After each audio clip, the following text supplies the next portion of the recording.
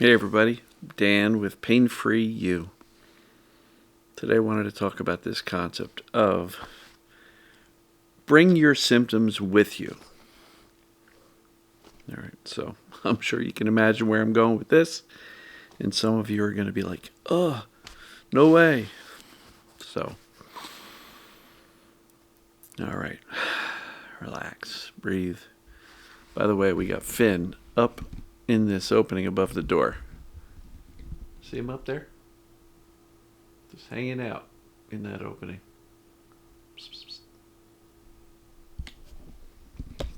Alright, sorry about that. I know everybody likes Finn, so they usually like to see what he's up to. And this time he's hanging out up high.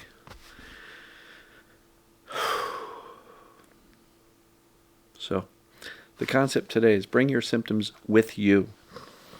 So, how many people, comment below, have become housebound, bedbound, look for opportunities not to go where you want to or need to go? I'm not going to go. I might have symptoms. I might get really bad. Last time I went out, it was really bad. And our world shrinks, right? We have this anticipatory fear and anxiety about, well, what if something goes wrong? Or what if my symptoms get really bad? You know? And we become afraid of what might happen. And the cool part is, I talk to people every week. I probably talk to 100 people in my group coaching who show up to the Zoom calls. And inevitably, so many of them share wins and progress reports in the beginning of the sessions. And so many of them are saying, well, you know, I went out and I did this for the first time in a long while. And my symptoms were there. But I did okay. I made it. And some people will report, you know, the symptoms got pretty bad. But I still made it. And I'm still glad I went. The way to get back to life is to get back to life, whether you've got symptoms or not. Because I can assure you, if you sit in your home waiting for symptoms to go away before you start venturing out, guess what's going to happen when you eventually venture out? See, what you've done by staying home is condition and teach the brain that staying home is safe. But for many of us, it's not really, because we still have symptoms at home. So it's not really the solution. We try to play it safe by avoiding the things that scare us. But all avoidance does is say those things I'm avoiding are the problem. Right? And even if you understand the concepts of perceived danger being the driving force behind the symptoms, saying, but yeah, going to the grocery store, or, you know, I want to go to this concert, but there's no way I'm going to stand for 2 hours, or sit in a chair for 2 hours, or walk through the crowds and be on my feet for that long. Right? By saying, I'm not going to go, it's really convincing yourself, I'm not capable. Those things are too dangerous for me. Your brain goes, got it.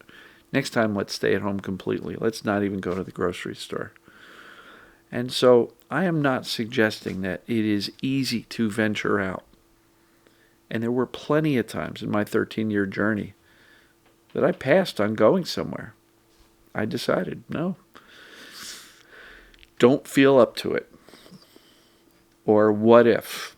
What if something, what if I get a flare-up? So the two things that I really recommend is, if you're going to go out, expect it to go well. Expect it to go well. Engage yourself in whatever you're doing. And if you get out there and you start to get anxious, say, all right, anxiety, you come with me too. Because I'm doing X, Y, and Z. Going to visit a friend. I'm going to go, have a drink or have a meal or go to the grocery store. I'm going to go take a drive around the block. Take your symptoms with you.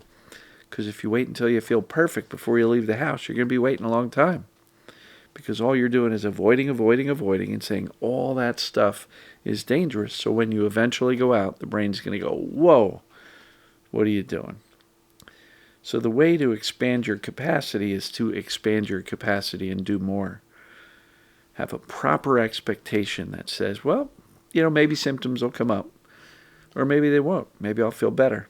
And I have so many people in the group sharing progress and successes that say, you know what, my symptoms actually settled down because I was having so much fun. Well, why does that happen? Well, because if you're out doing normal things, having so much fun, what does the brain perceive? Look at Dan. He's having a good time. He must be okay. Safety, right? It's how it works. You don't get better staying home. Bring your symptoms with you. Expect it to go well. And if it doesn't, here's the other side of the equation. If it doesn't, you get symptoms, so what? You have symptoms at home. So what if you get them at the grocery store? Oh, I might be embarrassed. So what? So what? What if I get stuck? Call somebody. Have a backup plan. Who can I call if I get stuck at the grocery store? Right? It's not the end of the world. But by doing more and expecting it to go well, maybe having a backup plan of somebody to call if you're running into trouble, you get to do more. And you may be symptomatic. Okay. You're often symptomatic at home too. But at least you got the groceries done. At least you went and hung out with a friend. At least you went to the concert. At least you did the things. At least you're living your life. But you get better by doing normal things. Expecting it to go well, and if symptoms are there, not caring. Be less bothered by the symptoms. And be grateful that, hey, I got out. I did X, Y, and Z. And so, bring your symptoms with you. Bring your anxiety with you. Bring your fear with you. Right? Bring your fear with you. It's okay. Because I can assure you, the people who do this more consistently and they venture out and they take that step of courage and bravery of getting out of the house, even if symptoms came along or escalated, most often they're glad they did it. I almost never hear people saying, oh boy, I went out and I'll never do that again, right? Expanding capacity, expanding your world is how you get back to living your life. Because we just can't wait until the symptoms are gone before we start expanding our world because, again, the brain's going to say, whoa, we were safe at home. So do what you can within your current capabilities, but expect it to go well. And then if symptoms are there or they escalate, I know what that is. I know exactly what it is. I'm not concerned. Hey, brain, come on. We're having fun. I'm not concerned about this. Yeah, it might hurt. Might not be fun. And I'm blessed because even though I had my real peaks of my back pain and sciatica, I lived a lot of life with the pain. I never stopped completely. There was plenty of times where I would, no, I can't, not feeling good, don't want to do that, lots of that. But there was also lots of living. I kept working throughout that journey, kept driving to work, kept hanging out with my kid. I did less than I would have liked with my son, but I did go out and, live my life. Sometimes I paid for it, sometimes I didn't, But as I look back, I'm grateful that I didn't shrink my world so much that I missed out on living. Because living life is more important than fixing symptoms. Living life is more important than sitting scared. Because oftentimes when we sit scared, then we have the self-judgment to go, oh, I'm such a wimp. Why am I so scared? Why am I so scared? And then we beat ourselves up. And then we got the symptoms at home anyway. Oh, I should have gone to that concert. I really wanted to, but I was too afraid. And then we get more symptoms because what are we doing? We're judging and berating and criticizing ourselves, which feels dangerous, perceived danger. So take a chance. Get out. Live more. Do more. Expect it to go well.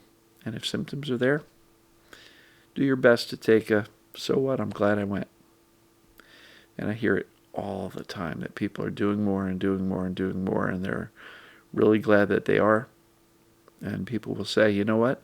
A year ago, I was bedridden. This year, I still have a little bit of symptoms, but I'm living my life. As a matter of fact, I just did a success story with a guy who, you'll see it pretty soon. His name is Jeff. And he was terrified. Terrified. And now he's back to doing everything. So it's the way to move forward. Take your symptoms with you. Take your anxiety with you. Take your fear with you. Feel the fear and do it anyway. All right?